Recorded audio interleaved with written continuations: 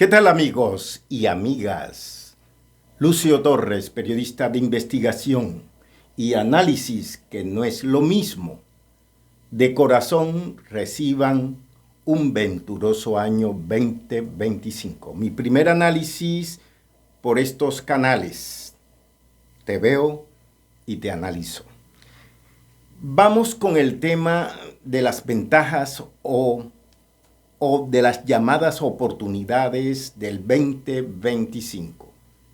El año es lo que tú quieres que sea, porque eso depende de lo que tú estás pensando, depende de tu mente.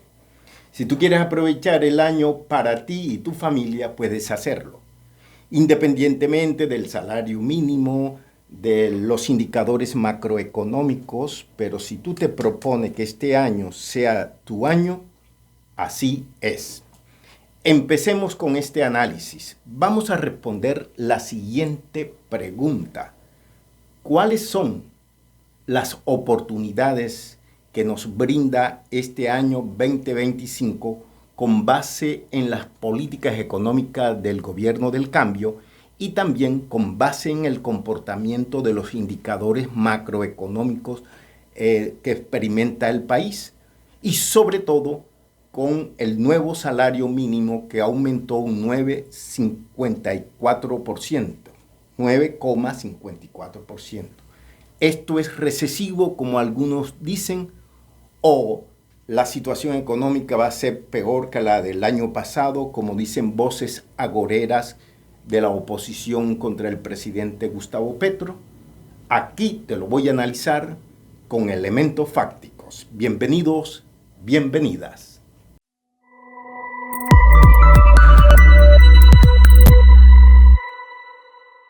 Para hacer una explicación pedagógica, clara, concisa, voy a utilizar, como hacen todos los docentes, y ese es mi papel de docente también, además de periodista, ser docente, es explicárselo con pizarra en mano, marcador y pizarra en mano. Aquí en Voz Populi te voy a explicar los indicadores económicos, cómo inciden en la microeconomía, cómo la macroeconomía afecta a la microeconomía y sobre todo cómo podemos aprovechar el salario mínimo, independientemente de si tú eres trabajador o eres propietario de una micro o una pequeña empresa de las llamadas pymes. Aquí te lo vamos a explicar de una manera muy sencilla.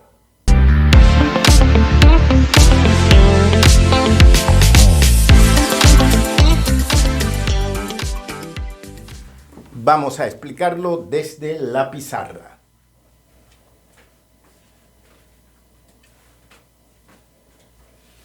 Año venturoso es la pregunta que nos hacemos. Depende de ti, pero también depende de las políticas económicas, macroeconómicas del gobierno. Sobre eso va a ser este análisis.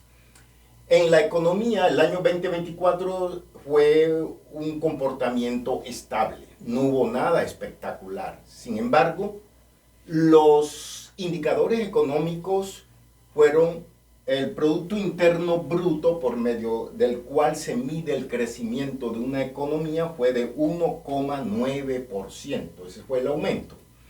En inflación estará entre el 5 y 6%. Todos estos datos son aproximados porque hasta el momento no ha salido el informe estadístico del comportamiento económico del año 2024, pero todas las fuentes consultadas, Fedesarrollo, el Banco de la República, entre otros, indican que el crecimiento podría llegar a menos del 2% y que la inflación estaría ahí. Voy a utilizar estos dos indicadores fundamentales para hablar del tema macroeconómico. Cuando hablamos de macroeconomía nos referimos a la economía global a nivel nacional. Entonces, la pregunta que nos hicimos, ¿cuáles son las oportunidades económicas del gobierno del cambio? ¿Cómo lo podemos aprovechar los empresarios, que somos empresarios, los trabajadores y las personas comunes y corrientes? Se lo vamos a decir. En primer lugar, el año 2024 fue un año de estabilidad económica, distinto a lo que se presagiaba. y así lo indican los indicadores económicos, ya lo hemos señalado. Pero hay dos problemas que hemos identificado en el 2024 y que se podría profundizar en el 2025.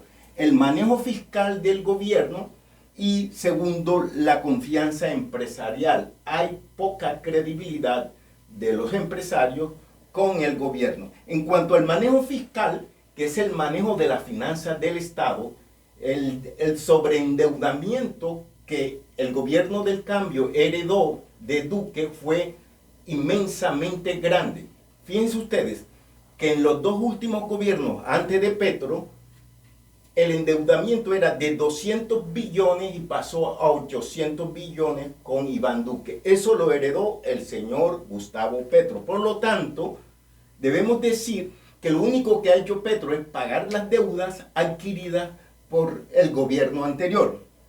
Todo esto para llegar a un punto muy importante, que es el tema del salario mínimo, que fue aumentado un 9.54%, 9.54%. Si esto lo relacionamos con la inflación, encontraremos que el aumento ha sido superior en más de 3 o 4% con relación a la inflación. O sea que nuestro salario va a tener un crecimiento real, el salario mínimo, especialmente para las pequeñas microempresas, almacenes, restaurantes, etcétera, etcétera. Entonces, el salario mínimo es lo mínimo que un trabajador debe recibir, puede recibir. Pero un almacén, si quiere estimular a su trabajador, puede aumentarle el salario más allá del salario mínimo. Eso hay que tenerlo en cuenta. Entonces, el salario mínimo quedó en 1.423.500 pesos y con el subsidio de transporte estaría pagando el empresario 1.623.500 pesos. ¿Eso es bueno o eso es malo?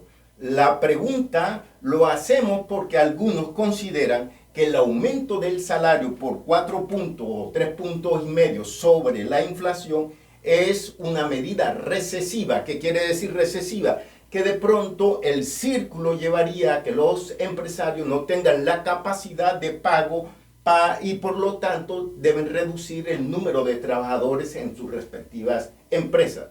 Pero atención, todo marca una gran oportunidad para los pequeños empresarios. Se lo voy a decir por qué. Porque los pequeños empresarios, las MIPYMES, tienen una serie de beneficios que tienen que saberlos utilizar. Por ejemplo, jóvenes hasta el 40%. Si tu empresario contrata a jóvenes entre los 18 y 28 años, te van a dar un descuento del 40%. Eso tienes que aprovecharlo y aumenta la productividad de tu empresa. Además, si son mayores, tienes el 10% y por 3 veces te van a dar eso. Otro elemento, tienes exoneración de impuestos. Por ejemplo, los restaurantes y los bares van a tener exoneración del IVA. Ahora bien, existen otra serie de beneficios a nivel crediticio con Bancoldes, línea de Bancoldes.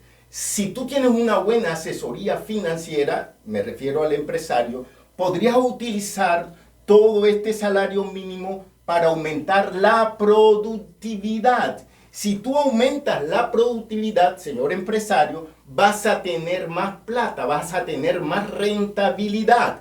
Además, tus trabajadores van a tener más plata para consumir.